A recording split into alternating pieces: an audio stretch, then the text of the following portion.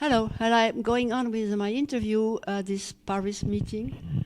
It is a meeting for greener electronic. It's an AU project called EECONE, and all the people in this group participate and find some solution to make our electronic world greener. So in this project, it goes from chip to network to a lot of application in the health area, in the automotive. Now I speak to a company, a Swedish company, which is interested in the server network, how to make greener a network of servers. It's very interesting.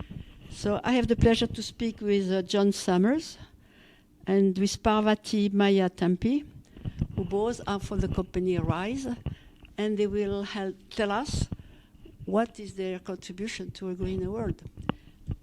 Who speaks first? Okay, please go first. So we work at RISE, in the unit of RISE that is focused in data center research. It's situated up in the north, in Luleå. So as we explore data center industry, there are so many aspects to research on, and this little sustainability research that we are doing to understand what is the environmental impact from the whole ecosystem of data centers, exploring in different projects little by little about how we can ascertain the environmental sustainability in general. In EECONE, we are focused on looking at the environmental impact from doing tech refreshes in data centers. A tech refresh is where, from time to time, data centers decide to replace old servers with new servers. And this could be for a various set of reasons. That could be maybe because there's new technology available or they have more budget to expand. But they do this every 2 years or every 4 years, and sometimes after every 6 years or 8 years. So we've been looking at how this tech refresh, which means taking out large number of servers, which are fully operational, but just being taken out so that they can be replaced with newer ones, contributes to the environmental impact. And we have done LCAs to see how the environmental impact varies between doing tech refreshes every 2 years, or in every 4 years, or in every 6 years. How do each of the different phases of a server's life, the manufacturing phase, use phase, and the end of life, contribute in different proportions to the overall impact? And we are also looking at what else can we do by applying a second life scenario to these servers that are taken out. Is there a reuse possibility? Can we repurpose it? Is it possible to repair components that do not work and then put it back into the servers? My colleague John can now tell a little bit about the reuse part. Just I want to stop because it's fascinating. You know? There is a planet where we are absolutely overbooked by data server. And okay, when I listen to you, my dream is people listen to you and to have a good politics in this area. Sorry I interrupted you, but it's a very fascinating topic.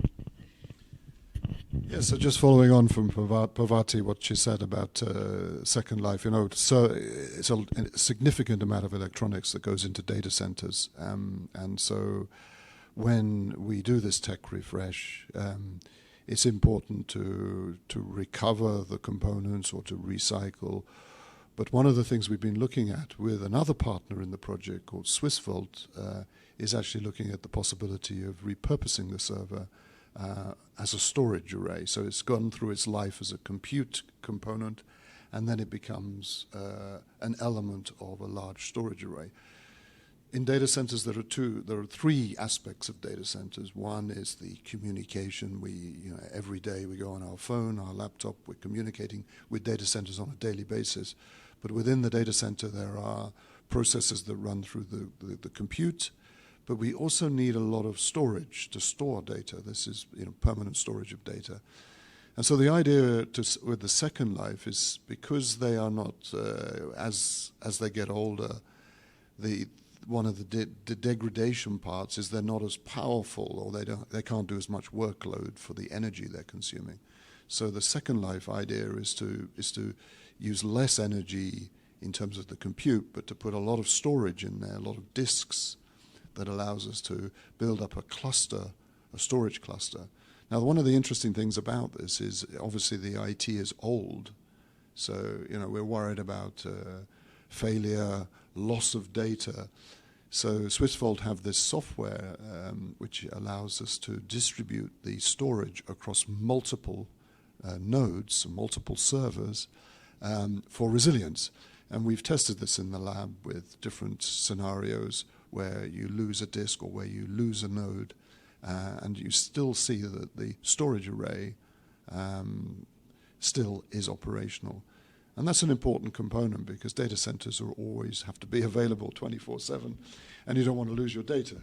And so the interesting thing now is how we use the life cycle assessment that we've used on the first life, which has been looking at the tech refresh side of things.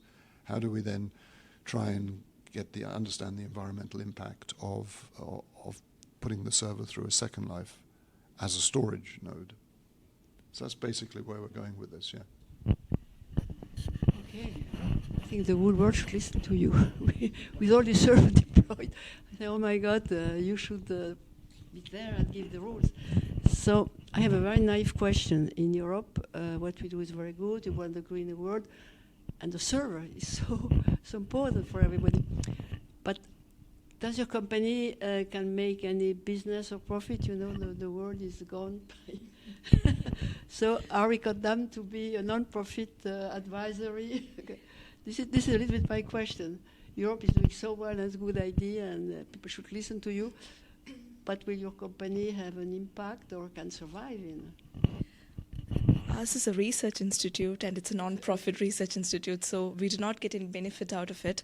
But we wish to be able to take the message from our research to a larger audience through EECONE project, so that sometimes we can also look into situations that are both profitable and sustainable. Yes. So we're trying to build that, and that's what we are exploring through this, because when sometimes we talk about the second life servers, especially if they're refreshed very soon, maybe in 2 years' time, it's still in very good shape to be deployed again for high compute capacities or in different purposes.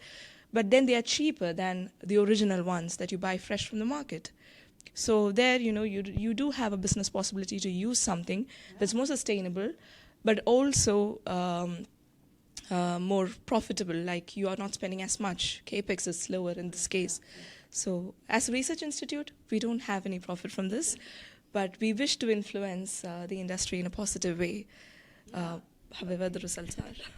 And I think that influence can be quite interesting because one of the things that Europe does, I mean, in the policies and regulations landscape, what happens with data center, particularly for example, disks, they get shredded.